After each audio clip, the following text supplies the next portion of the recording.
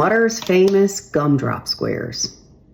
Using my stand mixer with the paddle attachment, we need 3/4 of a cup of softened butter. Someone needs to alert the authorities. She said butter and she added margarine. The scandals in Mrs. Brown's kitchen are real.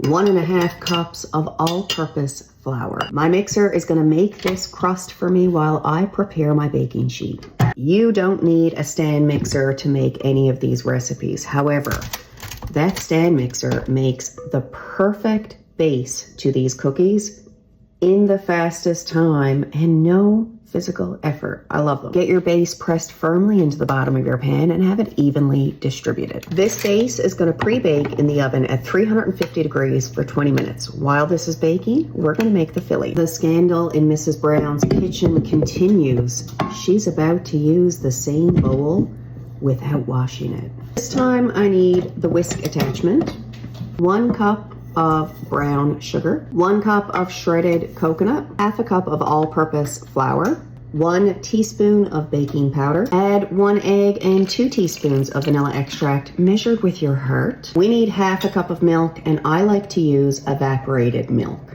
The scandal continues as I'm using a dry measuring cup for a liquid measure. Okay, out of pure curiosity, let's do an experiment. I get this comment a lot, and I'm very curious. Look at that. It's actually amazing.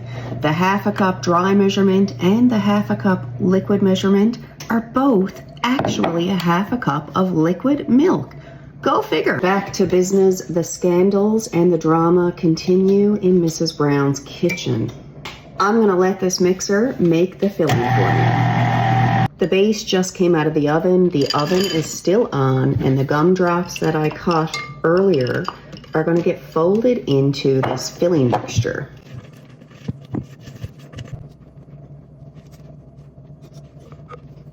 Gently spread this on top of your base. And this is going back into the oven at 350 degrees. These were in for 29 minutes. You want to make sure there's no jiggle left in that filling.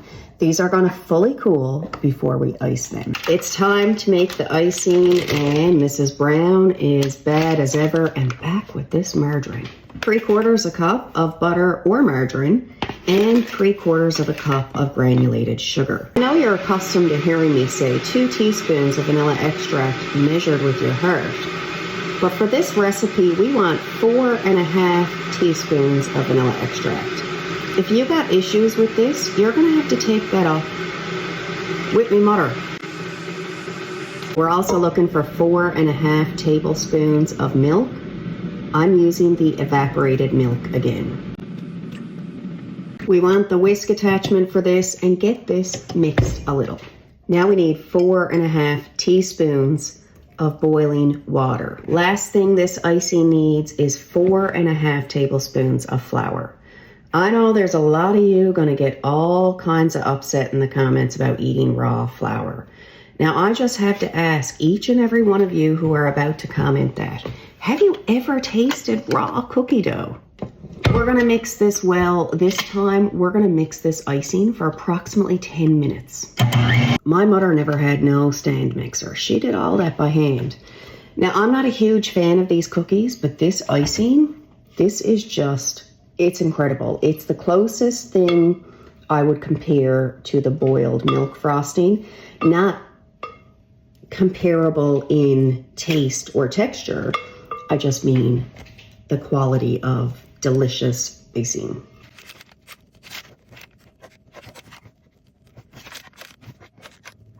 Are going to chill in the fridge overnight before I remove them and cut them. Butter's famous Gumdrop Squares are fully set. I mean, they are quite attractive.